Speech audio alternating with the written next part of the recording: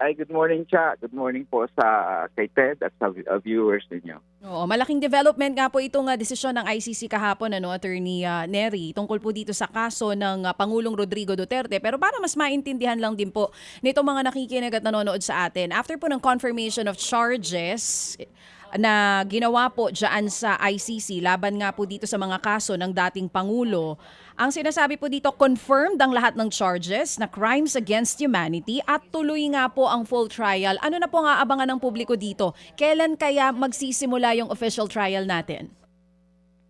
Well, actually hindi natin alam kung kailan magsimula, pero ang next process kasi diyan mag-appoint yung presidency ng ICC ng trial chamber. So unlike dito sa atin, doon sa ICC, iba ang judge ng trial, iba ang judge ng pre-trial, iba ang judge ng appeals chamber, para walang masabi yung akusado na, natalo ako doon sa confirmation, tapos ngayon ikaw pa rin yung mag-decide ng trial ko. So magkahiwala yon. So i-convene yun, at sana naman mabilis yon kasi may judges na dyan sa trial division na at least 6. So, tatlo man lang niya doon, ma-appoint, pwede nang magkaroon ng trial chamber.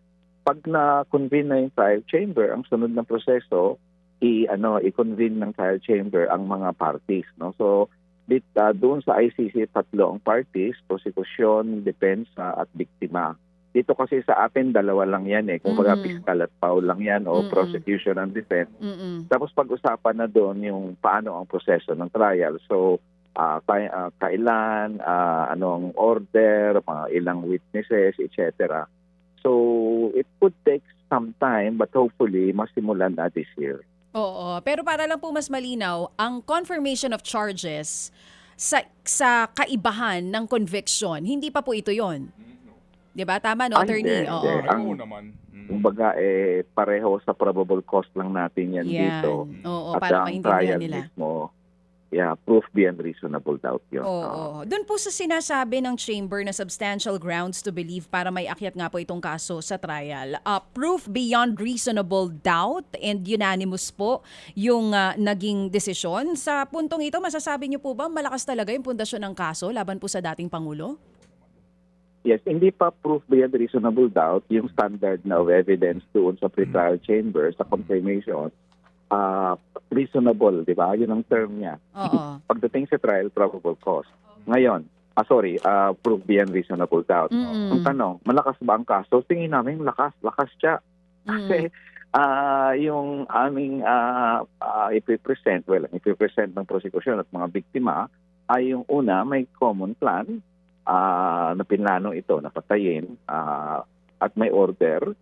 At ginawa yung order at widespread or systematic yon. At may knowledge si President Duterte. Ang dami naming ebidensya doon. In fact, ang problema talaga yung depensa. Kasi wala akong maisip na ebidensyang isasubmit ni President Duterte para sabihin wala siyang kinalaman sa drug war. Lahat naman tayo dito naniniwalang may kinalaman siya.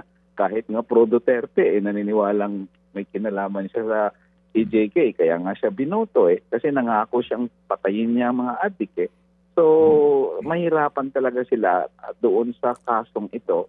Kaya siguro yun ang rason bakit matagal na ina-avoid ni President Duterte ang trial at motion siya ng motion para ma-delay na salungat doon sa normal na pag nakakulong ka, innocent ka, you avail of your right to speedy trial. Siya naman, his right to a long trial. So, sa akin, malakas siya ang kaso ng prosekusyon. Hindi naman siguro nga pagbibigyan yan nitong chamber kung hindi malakas o kung walang basihan ang reklamo. So ngayon po, attorney, ang atin pong paghahandaan yung actual na schedule ng hearing. Ano po, yung actual na po. Wala pa ho. Kailan kaya ito maglalabas? Ano ho ba ang inyo diyang kaalaman? Well, kung gustuhin lang, di sana next month na. Pero ang karanasan dyan sa ICC, matagal yan. It will take months for that. So, kasi pagko-convene yan at alam mo na, lalo na pag maraming objection sa depensa, pwedeng tumagal yan. Kasi ang ICC, dito naman siguro walang masabi yung Duterte matindi ang pagpahalaga nila sa due process rights ng akusado. Opo, opo. So sa process na yon, marami pang pwedeng erase ng mga Duterte dyan. So we don't know. Pero hopefully, Ted, sana matapos na yan in the next 2 months or so at masimulan na before the end of this year. Kasi wala nang appeal to, di ba? Kumbaga, ito na yung nag-desisyon sila, so trial na, hindi ka na pwede mag-motion for recon pa to reconsider. Wala nang ganun, di ba? Well, they can avail pero magpaalam sila sa pretrial chamber. Okay, They can ask for leave from the pretrial chamber na i-appeal yung confirmation of charges. Sige. Ngayon, ang tanong, yung co-conspirator, may aasahan ba kaya nasa ano ba yung proseso na maglalabas na rin kaklaruhin na meron ng arrest warrant doon sa mga binabanggit na co-conspirator kasama si Senator Bato? Well, hindi nila sinasabi yan. May confidentiality clause sila sa mga warrants of arrest. Pwedeng i-public nila yan, pwedeng hindi. We don't know that. May balita na as early as last year, may warrant na. Kasi ang sa ICC, merong tinatawag na pre-indictment warrant. Ibig sabihin, kahit nga hindi ka pa na-indict, pwede na sila mag-issue ng warrant if only to preserve the evidence and for you not to threaten the witnesses and the victims, di ba? So, we don't know that at siguro, hopefully, may aninag na yon pag ma-convene ng trial chamber at malaman namin bilang abogado ng mga biktima kung mayroon ng warrant o wala. Okay. Kasi nga, I mean, kumbaga, attorney, common sense naman, di ba? Oo. Si Pangulong Duterte ang sinasabing umano ay nag-utos, right? Correct. Okay. Hindi naman siya mismo ang sinasabing umano'y pumatay sa mga hinihinalang drug user o drug pusher. So kung siya ay nag-uutos, alam nga namang hindi pa panagutin yung inutusan, di ba? Tama? Correct. Na siyang gumawa ng sinasabing crimes against humanity po. So yun. So dito, na common sense din na talagang maglalabas ng arrest warrant sila. Yes, ako ganun din. Pareho tayo, Ted. Kaya nga tinawag si President Duterte na indirect co-perpetrator kasi hindi naman siya nag-pull ng trigger. Pero definitely, hindi niya magawa yon kung titingnan mo yung ebidensya ng prosecution o ang aming legal theory. It was a common plan. It was, of course, implemented hanggang sa baba.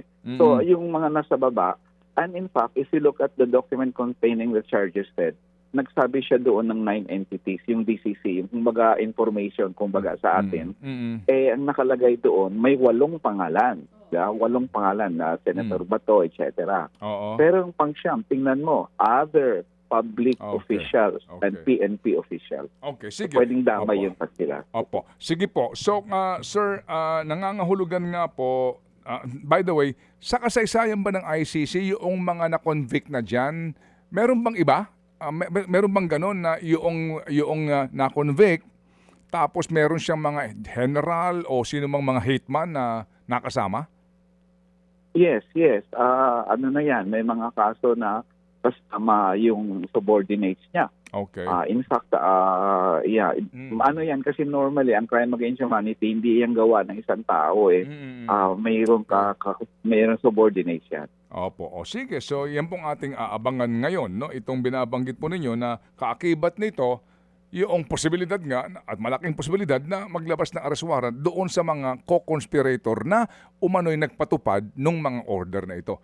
Salamat po, Attorney Nery, at mabuhay ang inyong hanay sa gitna rin po ngayon na nagbabakbakan ng mga komento ng mga nakikinig sa amin na magkabilang kampo.